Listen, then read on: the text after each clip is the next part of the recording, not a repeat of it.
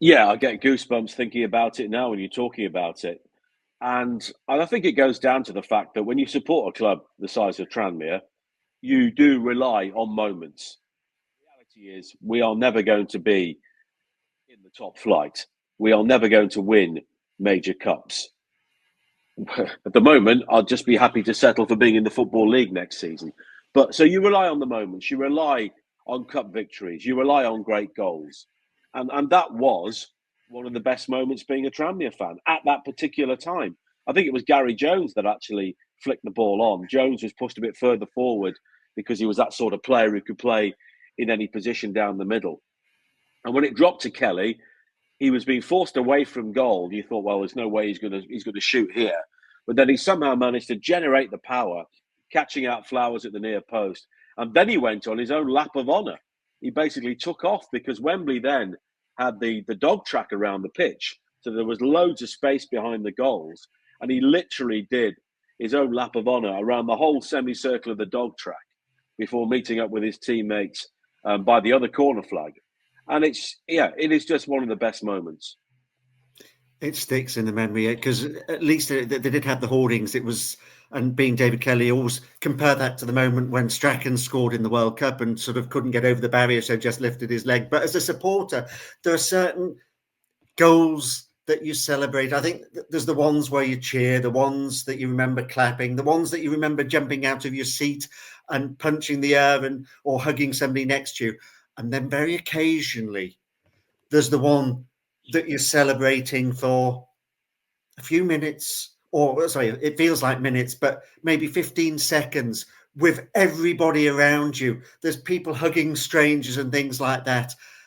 And then when you stop celebrating, you remember that you haven't even had time to breathe and you're dizzy and you're actually holding onto a seat.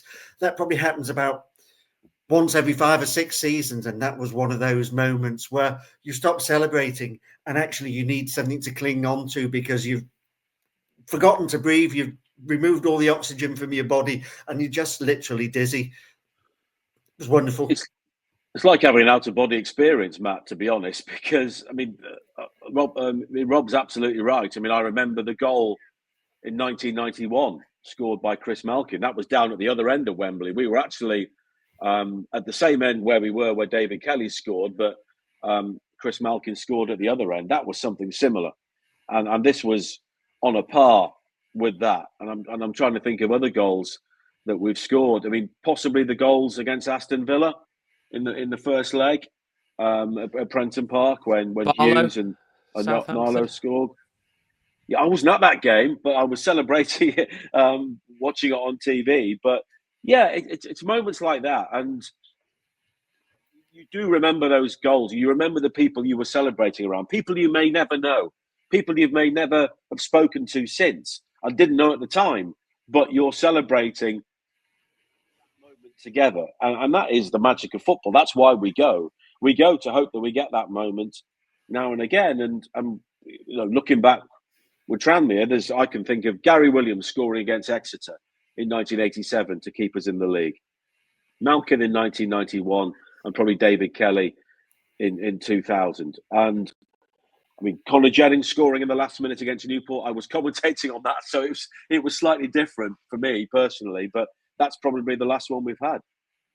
Yeah, as Nigel says, I'm going to probably put Kumas's goal at Goodison. The third, Yates's wasn't the same, but Kumas's second goal, because you always felt a little bit vulnerable, but the quality and just that adds up. But as Nigel quite rightly says, and we've all, the three of us, experienced it, it's different celebrating a goal when you haven't got a microphone or headphones on, because you can release the emotion, and that must be a joy for you, Nigel, because you know, to a certain extent, I've only done it in the past and it has just been Rovers, and that's changed the way I celebrate goals, because you can't go berserk the way you did on the terraces.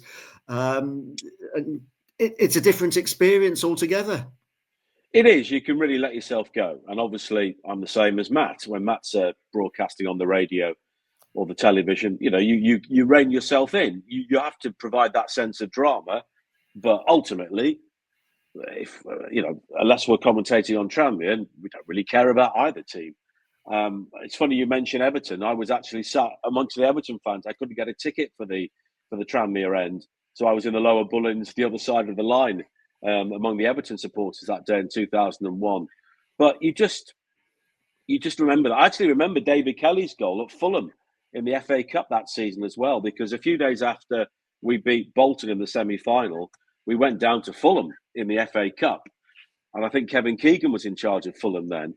And I think the team had basically been on the sauce for a couple of days, and they turned up at Craven Cottage and won 2-1. David Kelly came off the bench and scored the winning goal. And that was one of those moments as well, because just for that snapshot in time, everything seemed to be going our way. And we seemed to be capable of doing anything. And unfortunately, we've not had that feeling for a long time.